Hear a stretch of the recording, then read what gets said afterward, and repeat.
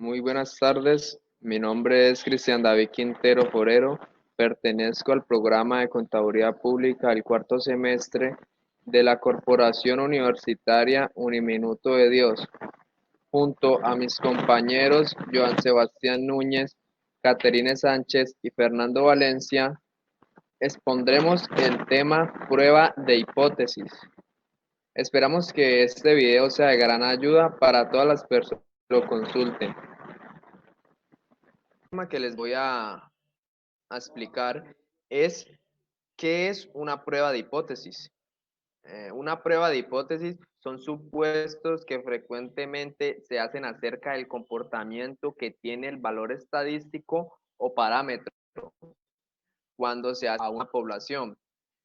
Sin embargo, se debe proceder a la cautela, pues también es factible a cometer errores como lo hacemos frecuentemente. Lo que puede suceder cuando se opta por aceptar o rechazar al supuesto parámetro es, si se acepta algo verdadero, no debe haber ningún error.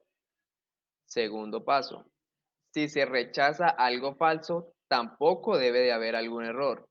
Si se acepta algo falso, hay error, el cual se considera tipo 2. Si se rechaza algo verdadero, hay error, se considera tipo 1. Pasos para realizar la prueba de hipótesis. El primer paso es plantear la hipótesis tanto nula como la alterna. Segundo paso, determinar el nivel de significancia y el tamaño de la muestra. Tercer paso, elegir el estadístico o la distribución muestral apropiados. Cuarto paso, determinar los valores críticos. Quinto paso, recopilar los datos y calcular del valor estadístico de la prueba. Y por un sexto paso, que es importante, tomar la decisión estadística y establecer la conclusión administrativa. Si el estadístico de prueba queda en la región de aceptación, no se rechaza la hipótesis. Si es estadístico de prueba queda en la región crítica o de rechazo, se rechaza la hipótesis nula. En la siguiente diapositiva les voy a exponer el por qué existen las pruebas de hipótesis. El objetivo de las pruebas de hipótesis no es cuestionar el valor calculando el estadístico muestral, sino hacer un juicio con respecto a la diferencia entre estadístico de muestra y un valor planteado del parámetro. Buscando más allá de los libros, encontramos que también es importante porque es un crecimiento que tiene una infinidad de aplicaciones en todos los campos de la ciencia. Es decir, es una ciencia que utiliza el análisis de datos para la toma de decisiones a otro nivel. Pero no todos los datos pueden ser analizados con las técnicas de la estadística. Existen datos que por su naturaleza misma, como los datos circulares o datos direccionales, necesitan de otro tratamiento debido a las limitaciones de la estadística clásica. La motivación del desarrollo del presente trabajo surge principalmente por la escasa información existente en la literatura de datos circulares. En el presente trabajo se sistematiza la teoría para el análisis estadístico de los datos circulares a las medias de resumen como la dirección de media, dirección mediana, dirección modal, dirección varianza, entre muchos. Buenas tardes, mi nombre es Joan Sebastián Núñez Barreto, pertenezco al programa de Contaduría Pública, cuarto semestre. Continúo con el tema de prueba de hipótesis, que me corresponde explicar cuáles son las hipótesis paramétricas y cuáles no. Y la segunda pregunta es cuáles tienen normalidad y cuáles no. ¿Cuáles son las paramétricas y no paramétricas? Las paramétricas asumen distribuciones estadísticas subyacentes a los datos. Por tanto, deben cumplirse algunas condiciones de validez de modo que el resultado de la prueba paramétrica sea fiable. Por ejemplo, la prueba T-Student para las dos muestras independientes sea fiable, solo si cada muestra se ajusta a una distribución normal y las varianzas son homogéneas. No paramétricas. No deben de ajustarse a ninguna distribución. Pueden, por tanto, aplicarse incluso aunque no se cumplan las condiciones de validez paramétricas. ¿Cuáles tienen normalidad? ¿Cuáles no? Pruebas paramétricas. Supone conocida la distribución de la población y cuáles no. No se sabe cuál es la distribución de la población probar de distribución en modelo como adicional pues usar una prueba no paramétrica. Las pruebas no paramétricas son robustas, en otras palabras, son válidas en un rango más amplio de situaciones y exigen menos condiciones de validez. ¿Cuál es la ventaja de usar una prueba paramétrica? La ventaja de usar una prueba paramétrica en un lugar de una u otra. ¿Cuáles son la diversidad de pruebas de hipótesis que existen? La diversidad de pruebas de hipótesis que existen son la hipótesis nula. Es una suposición que es utilizada para negar o afirmar un suceso en relación a algún o algunos parámetros de una población o muestra. La hipótesis alternativa indica que un parámetro de población es más pequeño o más grande o es diferente del valor hipotético de la hipótesis nula.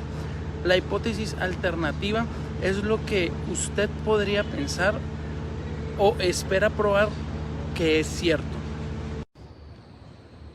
Se calcula estadística de prueba. Se calcula utilizando la distribución del muestreo del estadístico de prueba bajo la hipótesis nula. Los datos de muestra y el tipo de la prueba que se realiza pueden ser prueba de cola, prueba inferior, prueba de cola superior o prueba bilateral. La región de rechazo es cuando se rechaza la hipótesis nula. Aunque esta sea verdadera, se comete un error llamado de tipo A. Y por otra parte, cuando se acepta la hipótesis, aunque sea falsa, se comete un error de tipo 2. Mi nombre es Caterina Sánchez, con el programa de Contaduría Pública de cuarto semestre de la Corporación Universitaria Uniminuto. Estamos tratando en estadística el tema que se llama prueba de hipótesis, para los cuales a mí me corresponde explicar el ejercicio E y los niveles de significancia. ¿Qué son los niveles de significancia? La prueba de hipótesis está guiada por el análisis estadístico. La significancia estadística se calcula usando un valor P, el cual te dice la probabilidad de que tu resultado se observe dado que una determinada información, o sea, la hipótesis, puede ser nula o puede ser verdadera. Respondió al ejercicio de que dice, la duración de una vía pavimentada es de 120 kilómetros y se estima que es de 18 años empleando transporte pesado entre 25 a 35 toneladas por vehículo. La desviación estándar la definen como el 6% del tiempo de duración de la vía. Tomaron como muestra las últimas 26 construcciones hechas por la compañía responsable de dicha obra y encuentran que la duración promedio es de 6.500 días, donde se busca con un nivel de significación del 5% determinar si la constructora está en lo cierto o no para la duración de la obra. Entonces, para nuestro ejercicio, ¿qué hicimos? Hicimos lo siguiente. Primero, sacamos los antecedentes. En nuestro caso sería la media duración del promedio de vida de la carretera, que son 18 años, que aproximadamente son 6.574 días. ¿De dónde sacamos esos 6.574 días? Pues cogemos 365 días que tiene el año por 18 años, que son 6.570. Pero entonces adicional le contamos 4 días debido a pues que tuvimos en cuenta los años bisiestos y hay aproximadamente 4 años bisiestos en esos 18 años. Entonces por eso pues aumentamos allí los 4 días de más. Adicional, también pues sacamos la desviación que es correspondiente al 6%. Entonces, de lo que es el correspondiente al 6% de lo que dura. Entonces, el 6% de duración de la vía son 1,008 años, que equivalen a 394,44 días. Luego sacamos la muestra son las 26 construcciones, la media muestral son 6.500 días de duración. Hasta allí, eso es lo que hemos sacado. Entonces podemos concluir o llegamos a acuerdo con mis compañeros que para este caso el ejercicio me pide determinar si la constructora no está en lo cierto con su palabra de duración de la obra, ¿ya? Entonces me dicen que determine según el ejercicio si la constructora me está diciendo la verdad, si me está diciendo algo diferente o si no es igual a lo que pues normalmente me están diciendo allí. Entonces, para nosotros tomamos que sería bilateral. ¿Por qué bilateral? Porque el nivel de significancia es del 5% normalmente. Es pues del 5% normalmente significativo, entonces HO, que es la hipótesis nula, y que para nuestro caso sería que la media es de 6.574 días y la hipótesis alterna, que es, a ver, en este caso ahí, la hipótesis alterna, que es la media, es diferente a 6.574 días. Entonces, si vemos la diferencia en la media muestral, me indican que verán pues, o serán pues 6.500 días. Entonces, para explicar mejor este ejercicio, pusimos esta nota, que sería lo siguiente.